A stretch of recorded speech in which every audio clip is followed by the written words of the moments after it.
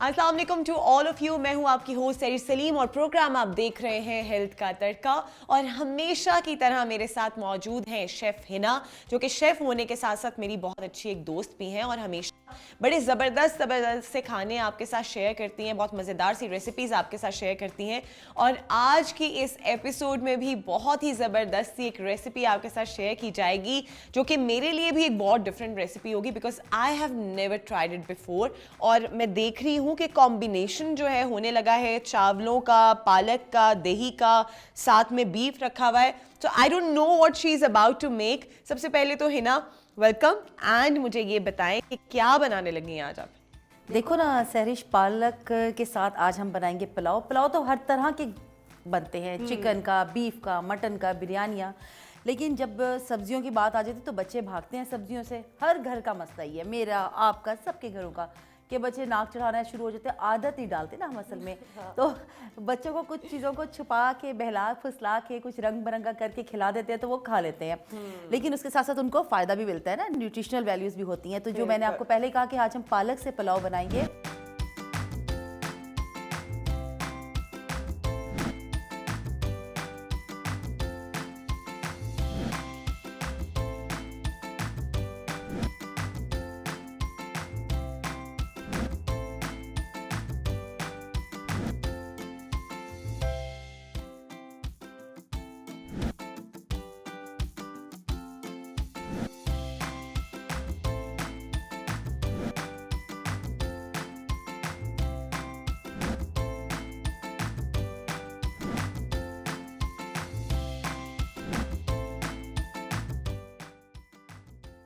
ये बहुत हल्का फुल्का सा पुलाव है और इसमें बहुत ज़्यादा भी सामान नहीं है। वही बेसिक चीज़ें हैं जो घर में मौजूद होती हैं, हमेशा जो मैं बोलती हूँ। और चिकन से हमने जान छुड़ाई है। आज हम चिकन की जगह बीफ के साथ इस पुलाव को बनाएंगे। अगर आप चाहें तो बीफ ना भी इस्तेमाल करें, चिकन भी इस्तेमाल कर सकते हैं। हाँ, चिकन भी कर सकते हैं इस्तेमाल। और चाहे तो ना, दोनों चीज़ें ना इस्तेमाल करें, सिर्फ आप पालक के साथ ही इस पुलाव को बनाएं। बड़ा हल्का फुल्का, बड़ा अच्छा लगेगा आपको। इसको आप गर्मियों में रायते के साथ, दही के साथ खाइए और साथ में लस्सी का एक ग्लास हो ठंडा सा। ऑलरेडी मेरे मुंह में पानी आ रहा है ना। हिना मुझे थोड़ा सा ये ब्रीफ करें कि आपने यहाँ पे जो बीफ रखा हुआ है ये ऑलरेडी आपने फ्राई किया हुआ है या क्या किया है? इसको फ्रीज किया हुआ था, क्या हुआ है? सहरिश, मैंने इसको बॉयल किया है। इसलिए बॉयल किया क्योंकि हमारे पास वक्त थोड़ा सा लिमिटेड होता है। लेकिन जब आप घर में बनाओगी या मैं बनाऊँ या आप लोग बनाएं तो आपने हमेशा की तरह उसी तरीके को फॉलो करना है जैसे हम आम घरों में करते हैं कि सबसे पहले ऑयल डालते हैं, उसमें प्याज ब्राउन करने के साथ साथ हम लहसुन अदरक का पेस्ट डालते हैं।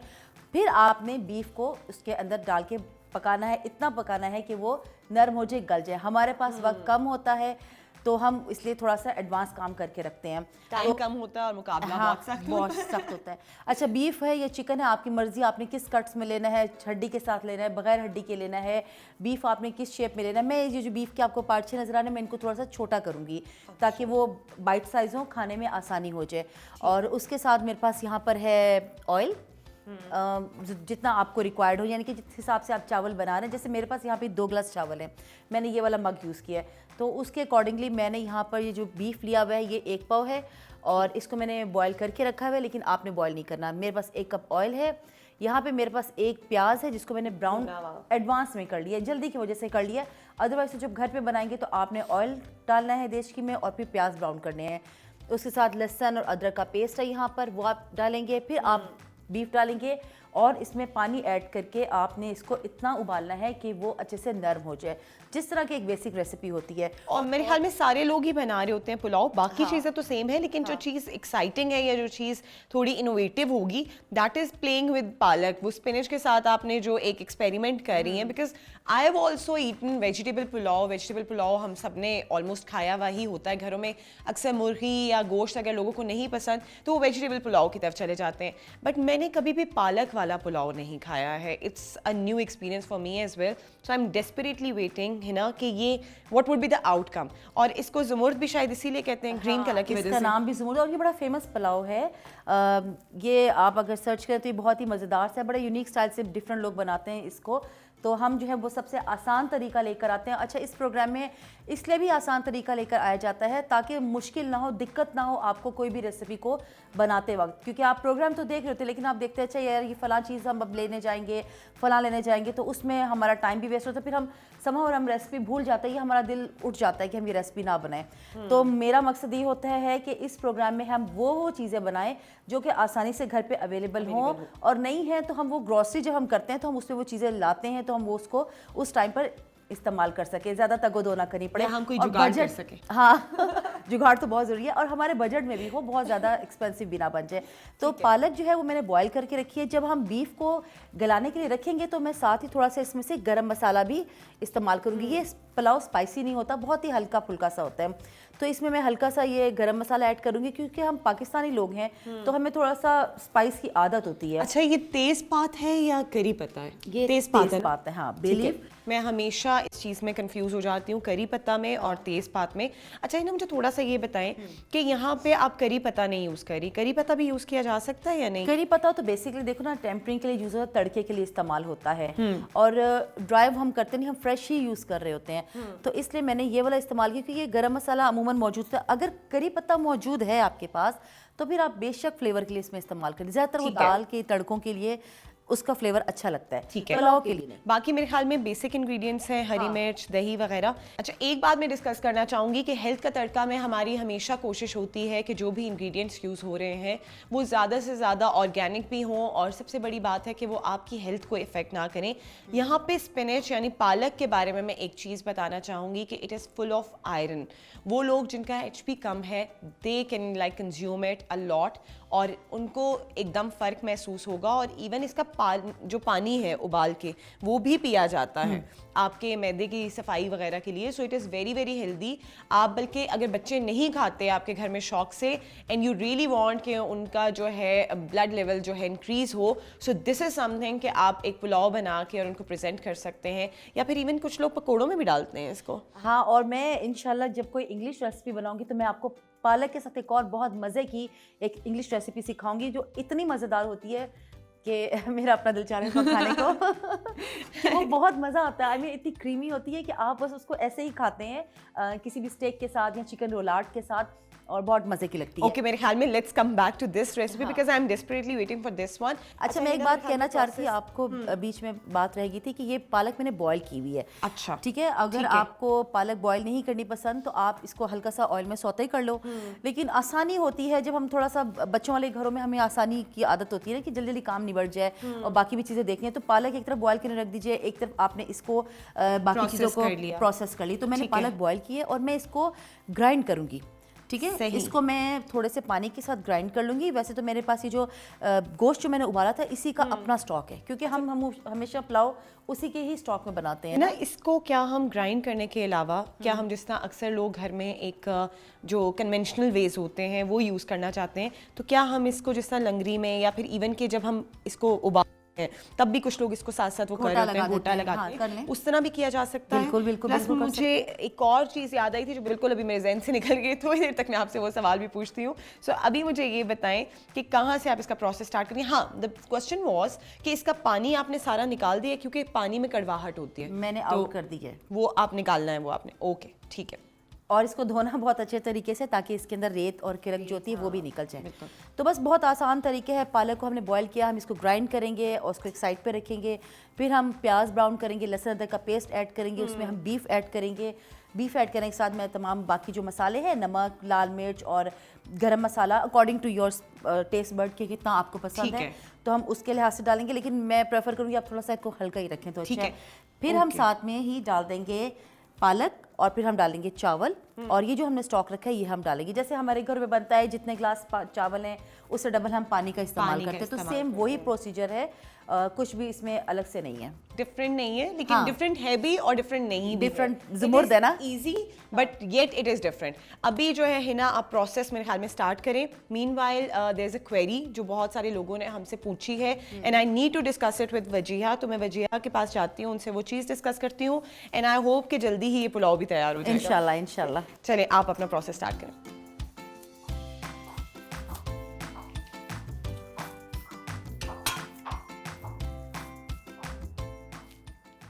हेलो, कैसी हो? मीटिंग कैसी रही तुम्हारी? मैं ठीक हूँ और मीटिंग अच्छी रही, काफ़ी प्रोडक्टिव थी। अच्छा, आज जो है हिना बहुत ही ज़बरदस्त एक रेसिपी बना रही हैं, ज़ुमुर्द पुलाव।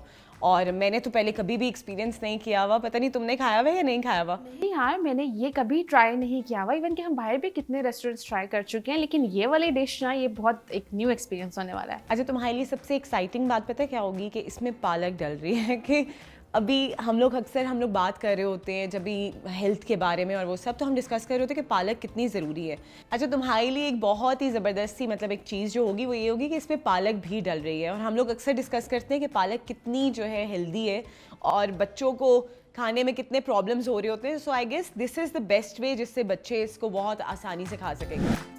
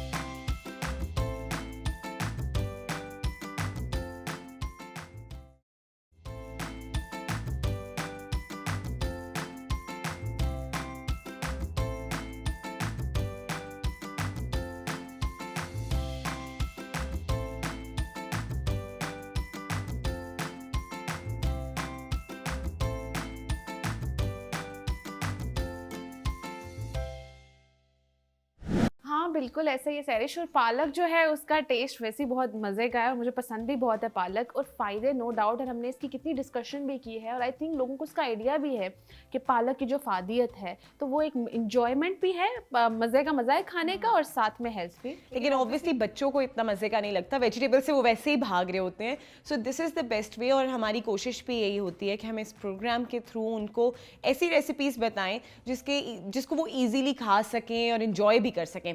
अच्छा खैर, लेकिन आज हमारा जो मेन टॉपिक है वो पालक नहीं है, बल्कि हमारा मेन टॉपिक है जो बहुत सारे लोगों ने हमसे पूछा है, इमोशनल डिपेंडेंसी का। कि बहुत सारे लोगों की ये एक सवाल था कि हम लोग हमेशा लाइफ में किसी भी स्टेज पे हों, बच्चे तो चले होते ही हैं, इमोशनली डिपेंड कर रहे होते हैं अपने पेरेंट्स पे, अपने सिबलिंग्स पे, या फिर इर्द गिर्द अपने फ्रेंड्स वगैरह पे, या सोशल सर्कल जो भी है उनका। लेकिन अगर बात की जाए एडल्ट्स की, तो उनमें ये बहुत ज़्यादा देखा जाता है कि वो किसी एक बंदे के साथ, या फिर एक नहीं, या फिर अगर उनका एक स्पेसिफिक एक सर्कल है, तो वो इतना ज़्यादा इमोशनली डिपेंड करने लग जाते हैं कि अगर उनसे वो एक स्पेसिफिक बंदा थोड़ा भी दूर हो जाए या वो एक सर्कल उनसे कट जाए, तो वो उनको लग रहा होता है कि we wouldn't be able to cope with it, हम जिंदा ही शायद नहीं रह पाएंगे। तो सबसे पहले तो वजह इसके बारे में बताओ कि क्यों इतनी ज़्यादा हम डिपेंडेंसी शो करने लग जाते हैं, क्यों इतना डिपेंड होने लग जाते हैं, in how to deal with it. बिल्कुल ऐसा ही है, स्पेशली आजकल के दौर में जहाँ पे मीडिया, जहाँ पे मैसेजिंग और मैसेंजर का इतना यूज़ हुआ, इसके बाद ये डिपेंडेंसी ज़्यादा बढ़ गई है। वर्चुअली जो है आप चीज़ों पे शिफ्ट कर गए हैं, तो वो इमोशनल डिपेंडेंसी अब बहुत देखी गई है। इवन कि बहुत सारे आर्टिकल्स और रिसर्चेस इसके ऊपर अब पब्लिश हुए हैं और इसके ऊपर बहुत इसके नुकसानात बताए गए हैं। अच्छा, इन जनरल जो है ये जो डिपेंडेंसी देखी गई है, ह्यूमन की एक इंस्टिंक्ट है, नेचर है डिपेंडेंट होना, ठीक है, वो अटैचमेंट जो है ह्यूमन की नेचर में है। लेकिन ये अटैचमेंट जो है, या दो ही चीज़ें हैं, एक्सट्रीम्स की तरफ है, या तो इंसान बहुत ही डिटैच देखा गया है, या तो एक्सट्रीम किस्म की डिपेंडेंसी देखी गई है। उस डिपेंडेंसी में एक पर्सन की अपनी आइडेंटिटी ख़त्म हो जाती है, उसकी अपनी चॉइसेस, उसका अपना लाइफस्टाइल, उसके अपने थॉट पैटर्न्स, ये सब चीज़ें डिस्टर्ब होती हैं, और वो जो लाइफ का एक साइकिल होता है वो बहुत हद तक जो है ख़राब हो जाता है। इमोशनल डिपेंडेंसी की जहाँ बात करते हैं, इमोशनल डिपेंडेंसी का मतलब ये होता है कि एक इंसान जो है वो, इट डिपेंड्स, इमोशनल डिपेंडेंसी आप किसी जानवर के साथ भी हो सकती है, बर्ड्स के साथ जैसे बच्चों की हो जाती है। अब ये डिस्टर्ब तब होती है कि जब ये जो डिपेंडेंसी है ये एक लेवल क्रॉस कर जाए।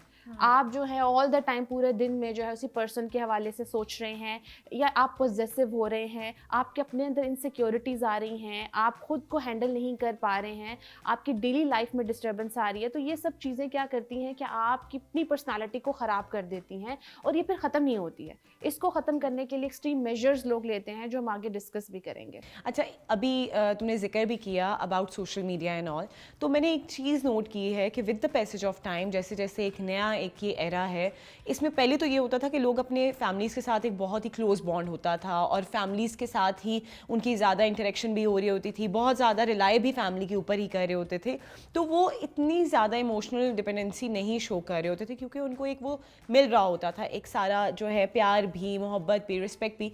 लेकिन ये जो सोशल मीडिया का एक एरा आया है और हम लोग अनजान लोगों से इन कांटेक्ट होना शुरू हो गए, तो लोग मैसेजेस के थ्रू भी दूसरे पे इतना डिपेंड करना शुरू कर देते हैं कि वो अपनी फैमिली से कट के रह गए हैं। वो अपनी फैमिली के पास नहीं जाके बैठेंगे, अपने बाहर इस तरह सर्कल में कोई फ्रेंड्स नहीं बनाएंगे, बल्कि all the time they would be clinging on their phone या फिर अपने गैजेट्स पे वो अटके हुए होंगे और वहीं पे उनके जो दोस्त होंगे उन्हीं के साथ वो बातचीत भी करेंगे एंड एट सम मोमेंट अगर वो दोस्त उनसे कट जाते हैं तो वो एकदम से शैटर्ड भी हो जाएंगे और इवन के कुछ केसेस में तो इतनी एक्सट्रीम वो चीज़ हो जाती है कि वो लोग सुसाइडल थॉट्स तक चले जाते हैं। So why is that so? Exactly क्योंकि इसकी सबसे बड़ी मेन रीज़न तो ये है कि ये रिलायबल एक सोर्स नहीं है। सोशल मीडिया बिल्कुल भी एक रिलायबल सोर्स नहीं है। इसमें जो है आप बिल्कुल एक आर्टिफिशियल एक डिपेंडेंसी बना रहे होते हैं, आर्टिफिशियल रिलेशन बना रहे होते हैं जिसकी कोई बेस नहीं होती है, चाहे वो फ्रेंड्स के साथ ही क्यों ना हो। और ये देखा गया है कि क्योंकि आप अपनी पूरी पर्सनालिटी पोर्ट्रे नहीं कर पाते सोशल मीडिया पे, तो मोस्ट ऑफ द टाइम ये जो है बहुत जल्दी और बहुत एक्सट्रीम लेवल पे ये डिपेंडेंसी ब्रेक भी कर दी जाती है। लेकिन ब्रेक करने के बाद इसके साइड इफ़ेक्ट्स जो हैं या आफ्टर इफ़ेक्ट्स जो हैं वो कई सालों तक रहते हैं। अक्सर लोग ये कह रहे होते हैं कि लॉन्ग डिस्टेंस रिलेशनशिप है, उसमें 3 साल 4 साल 5 साल के रिलेशंस देखे गए हैं, और जब वो उनका रिलेशनशिप जो है बनता है, जब वो आप एक शादी का एक सेटअप में जाते हैं तो वो ब्रेक हो जाता है क्योंकि वो जो एक सेटअप होता है वो एक रिलायबल सोर्स नहीं होता है। नो डाउट कि जैसे हम ये सोर्स हमारे लिए तब रखा गया है कि हमारी मजबूरी, फॉर एग्जाम्पल कि अगर आपके बच्चा बाहर गया है, आप दूर हैं, तो वीडियो कॉल के थ्रू या मैसेजेस के थ्रू आप इन टच हैं। लेकिन आप अगर सिर्फ इसी पे रिलायबल हो जाएंगे तो डेफिनेटली इसके साइड इफ़ेक्ट ज़्यादा हैं। और अब ये ज़्यादा कट ऑफ वाले सीन बहुत ज़्यादा देखे गए हैं। ये भी मैं चीज़ देखती हूँ कि 100 में से अगर कोई एक केस सामने आता है तो उसको बस उठा देते हैं। तो नई सोशल मीडिया का जो सोर्सेज हैं वो रिलायबल भी हैं, लेकिन हम उसके नुकसानात नहीं देखते हैं। और उसके नुकसानात, मैं क्लिनिकल अगर बात करूँ तो क्लिनिकल उसके अंदर भी बहुत ज़्यादा उसके साइड इफ़ेक्ट सामने आए और लॉन्ग रन में बहुत ज़्यादा नुकसानात हैं। और एक और बात जहाँ पे जो तुमने खुद मेंशन की है विजया, कि हम जो रिलाई करने लग जाते हैं इतना ज़्यादा, जब हमारी सोशल मीडिया पे किसी बंदे से बात हो रही है या हम इवन के जो लोग शादी के लिए सोच रहे हैं, when they are talking on the social media या वो फ़ोन के थ्रू या मैसेजेस के थ्रू बात कर रहे हैं, तब तक तो उनका एक बहुत अच्छा रिलेशन चल रहा है। But the day they get married and they get like वो एक साथ रहना शुरू होते हैं, तो तब उन्हें पता चलता है कि ये वाली चीज़ें, ये वाली पर्सनालिटी तो इस बंदे की थी नहीं। वो एकदम उनका वो जो ऑरा होता है वो ब्रेक हो जाता है, उनकी एक जो परसेप्शन बनी हुई होती है फॉर दैट पर्सन, तो वो एकदम से ब्रेक हो जाती है। अब मुझे ये बताओ कि दिस इज़ समथिंग, ये तो एक पूरा एक टॉपिक हो जाएगा जिसमें हम बात करेंगे भी, लेकिन अभी इसका सबसे आसान हल क्या हो सकता है कि when you are like thinking to get married to someone और आप उससे फ़ोन पे और इसी तरह बात कर रहे हैं, एक लॉन्ग डिस्टेंस में आपका एक रिलेशनशिप भी है and you are like willing to get married, तो वहाँ पे आप ऐसी क्या चीज़ें कर सकते हैं जिसकी वजह से you get to know the real personality of the person, या आपका अपना जो दिमाग में एक पर्सनालिटी आप बना देते हैं वो बाद में ब्रेक ना हो? हाँ, ये बहुत ज़रूरी है कि रियलिटी चेक रखा जाए, ठीक है। आप अपनी और दूसरे की भी जो नेगेटिव चीज़ें हैं वो बहुत ओपनली शेयर करें और पूछें, क्योंकि ज़्यादातर जो है ये भी चीज़ देखिए कि कंप्रोमाइज़ के ऊपर बात की जाती है कि ये है तो बाद में इस पे कंप्रोमाइज़, लेकिन बाद में नहीं होता है। तो ये वैसे भी अगर सोशल मीडिया की ना भी बात करें, इन जनरल भी जब आप रिलेशन बिल्ड कर रहे होते हैं वहाँ पर होता ही है कि शुरू में तो आप कंप्रोमाइज़ करते हैं, लेकिन बाद में क्या होता है कि आपको वही चीज़ें इरिटेट करती हैं, क्योंकि ह्यूमन नेचर है कि आप एक चीज़ को एक लॉन्ग रन में पेशेंस नहीं रख सकते हैं या कंप्रोमाइज़ नहीं कर सकते हैं। वहाँ पे जब आप उन वॉल्स को गिरा के फिर बनाना शुरू करते हैं तो वो बाउंड्रीज नहीं बनती, जिसकी वजह से बहुत ज़्यादा क्लैशेस देखे गए हैं। एक तो ये चीज़ है कि जब हम कोई भी रिलेशन किसी के साथ भी, इवन के फ्रेंड के साथ भी रखें, हम उनकी बाउंड्रीज को देख लें कि क्या वो मैच कर रही हैं, बिकॉज हम बहुत सारी चीज़ें इमोशनल बेसिस पे कर रहे होते हैं जो बाद में बहुत बुरी तरह ब्रेक होती हैं। वो ब्रेक तभी होती हैं बिकॉज हमने शुरू में रियलिटी चेक नहीं रखा होता है। तो रियलिटी चेक सरिश बहुत ज़्यादा ज़रूरी रही है। अच्छा, एक और सवाल मेरे जहन में आ रहा था अबाउट दिस थिंग कि क्या लगता है कि ज़्यादा इंट्रोवर्ट्स जो हैं वो ये फेस करेंगे इमोशनल डिपेंडेंसी, या फिर एक्सट्रोवर्ट्स भी इस चीज़ को फेस कर रहे होते हैं? Yes, this is most important thing because extrovert जो है ना उनका सर्कल बहुत बड़ा होता है और इंट्रोवर्ट का सर्कल जो है वो बहुत शॉर्ट होता है और वो बहुत पिकी और बहुत चूजी होते हैं। प्लस एक्सट्रोवर्ट्स एक्सप्रेसिव भी होते हैं। एग्जैक्टली और वो जब एक बार किसी से अपनी बात कोई चीज़ डिस्कस करें या किसी रिलेशन में आ जाएं या किसी फ्रेंडशिप की भी अगर बात करें, घर के सर्कल के अंदर भी बहुत ज़्यादा अटैच होते हैं, वो डिपेंडेंसी एक लेवल तक चली जाती है कि बाद में वो उसको कोप नहीं कर पाते। तो ये स्पेशली इंट्रोवर्ट सोशल मीडिया का भी यूज़ एक्सट्रीम लेवल तक करते हैं, अपने रूम्स में ही रहना, वो वर्चुअल जो है फ्रेंडशिप रख ली है, वहाँ पे फ्रेंड्स बना ली हैं मैसेजेस पे। अब वो क्या चीज़ है कि वो एक बिल्कुल इमेजिनेटिव वर्ल्ड में रहते हैं मोस्ट ऑफ द टाइम। वो इमेजिनेशन से जब रियलिटी में आते हैं तो देन उसके बाद वो डिप्रेशन, एंजाइटी, आइसोलेशन, इन चीज़ों का शिकार हो जाते हैं। इवन कि इनकी फिजिकल हेल्थ गिर जाती है, खाने की रूटीन, सोने की रूटीन, हर तरह की रूटीन डिस्टर्ब हो जाती है। तो जहाँ तक हम पर्सनालिटी टाइप्स की बात कर रहे हैं, एक्सट्रोवर्ट भी नो डाउट वो इन चीज़ों को फेस करते हैं। बहुत सारे केसेस भी हम इस तरह के देखते हैं कि एक्सट्रोवर्ट का क्योंकि सर्कल बड़ा होता है तो इमोशनल डिपेंडेंसी किसी के साथ भी आपकी हो सकती है, उसका कोई क्राइटेरिया नहीं है, चाहे वो इंट्रोवर्ट हो, चाहे वो एक्सट्रोवर्ट हो, चाहे कोई भी पर्सनालिटी टाइप हो। डिपेंडेंसी का कोई पैटर्न नहीं है, आपको कभी भी किसी के साथ भी हो सकती है। एज आई सेड कि वो किसी जानवर के साथ भी हो सकती है, इवन कि आपको अपनी चीज़ों के साथ भी बहुत ज़्यादा, फॉर एग्जांपल कुछ लोग ऑब्सेस्ड हो जाते हैं कि अगर हमने ये रिंग नहीं पहनी है तो वो भी वो फील कर रहे होते हैं कि उस दिन डिस्टर्ब होते हैं कि मैं कहीं से लेके आऊँ। कुछ लोग तो ऑल द वे जाके वो अपनी चीज़ लेते हैं, कोई घड़ी है, कोई लॉकेट है। तो ये चीज़ें भी देखी गई हैं कि जो ऑब्सेशंस हैं ये अच्छा, एक और चीज़ सेरिश जो मैं यहाँ ऐड करूँगी कि इमोशनल डिपेंडेंसी इमोशनल अब्यूज़ में चेंज हो जाती है। ये इमोशनल अब्यूज़ बहुत ज़्यादा देखा गया है क्योंकि जिस पे आप डिपेंडेंट हो रहे होते हैं वो पर्सन उसका फ़ायदा भी ले सकता है। वो स्पेशली जो है रिलेशनशिप के अंदर ये बहुत चीज़ें देखी गई हैं कि एक पार्टनर जो है अगर डिपेंडेंट है तो जिस पे डिपेंडेंसी की गई है वो पार्टनर मैनिपुलेटिव हो जाता है, वो इमोशनल ब्लैकमेलिंग करता है। तो डिपेंडेंसी वही जैसे मैंने मेंशन किया कि अपनी ज़ात की नफ़ी हो जाती है, आप अपनी आइडेंटिटी को क्रॉस कर देते हैं और फिर डेफिनेटली ना सेटिस्फेक्शन है, ना हैप्पीनेस है, ना आपको कोई फुलफिलमेंट की फीलिंग आती है। और आप इतने डिपेंड हो जाते हैं कि दूसरे के बिल्कुल आप उसके सांचे में ढलने की कोशिश कर रहे होते हैं। यस एग्जैक्टली, और आप ऑल द टाइम इसी फेज में रहते हैं कि दूसरे को खुश कैसे करें, चाहे वो खुशी जो है आपको अपने आप की अपनी खुशी को खत्म करके मिल रही हो। अच्छा वजिया, एंड पे मैं यही सवाल करूंगी कि एक बंदे को इमोशनल डिपेंडेंसी हो गई है in case, now what can they do, how can they cope with it, क्या सोल्यूशन हो सकता है? क्योंकि एक इंसान बहुत ज़्यादा शटर हो जाता है आफ्टर फेसिंग सच सिचुएशन और बहुत ज़्यादा एक ट्रॉमेटिक सिचुएशन हो जाती है उसके लिए। So what could be the solution for this? Exactly, emotional dependency हर एक को होती है लाइफ में कभी ना कभी, ठीक है, किसी को ज़्यादा होती है, किसी को कम होती है। तो जैसे मैंने कहा कि कोई क्राइटेरिया नहीं है, लेकिन इसको ख़त्म करने के लिए या कम करने के लिए एक्सट्रीम मेजर्स लेने पड़ते हैं। लेकिन सबसे पहले मैं एक चीज़ कहूँगी कि इमोशनल डिपेंडेंसी जब होती है तो उसमें इंसान की कोई ना कोई इनसिक्योरिटी होती है, कोई ना कोई फियर होता है जिसकी बेस पे वो डिपेंडेंट हो रहा होता है। तो मैं ये चीज़ ज़रूर अपने क्लाइंट्स को भी कहती हूँ, अपने फ्रेंड्स को भी, कि वो हमें इनसिक्योरिटी पिक करनी पड़ती है कि हमारा ये फियर आ कहाँ से रहा है। जब हम वो फियर अपने अंदर की वो चीज़ वीकनेस को पकड़ लेते हैं, डेफिनेटली दूसरा हमारी उस वीकनेस से अटैच हो रहा होता है या फ़ायदा ले रहा होता है। सम इन ह्यूमन नेचर है ये, तो वो आइडेंटिफाई कर लें तो बहुत हद तक हम इससे बच सकते हैं। ठीक, और इसी के साथ हिना भी पुलाव लेकर आ गई हैं जो कि बहुत ही अमेजिंग लग रहा है। Thank you so much Hina. मैंने कहा बहुत बातें कर ली, भूख भी बढ़ गई होगी ना। बिल्कुल भूख बढ़ गई है, definitely we are going to enjoy this as well.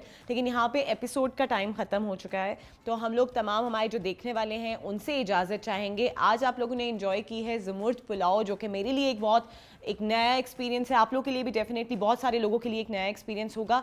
You must try this at home, specially बच्चे जो पालक नहीं खा रहे होते, I would again say that कि उनके लिए दिस इज़ वेरी गुड। आप उनको बना के लाजमी ये पेश करें और definitely they are going to enjoy it, और फिर आप दुआएं देंगे हिना को। और अभी के लिए हमें दीजिए इजाज़त। एक बहुत ही ज़बरदस्त सा टॉपिक भी आज हमने डिस्कस किया, एक ऐसा टॉपिक जो आप लोग की ही क्वेरी पे हमने डिस्कस भी किया है, प्लस वजिया ने बहुत अच्छी तरह इसको पेश भी किया आपके सामने। एक ट्रीटमेंट इसका आपके सामने रखा है कि किस तरह एक डेली रूटीन में हम डिपेंडेंट हो जाते हैं, but how to cope with it. So I guess कि आज की एपिसोड आप लोगों के लिए बहुत ज़्यादा एक्साइटिंग भी रही होगी, साथ में बहुत ज़्यादा हेल्पफुल भी रही होगी। अभी के लिए हमें दीजिए इजाज़त, अपना रखिएगा बहुत सारा ख्याल। इंशाल्लाह नेक्स्ट एपिसोड में दोबारा हाजिर होंगे एक ज़बरदस्त टॉपिक, एक ज़बरदस्त रेसिपी के साथ। तो देखते रहिए हेल्थ का तड़का।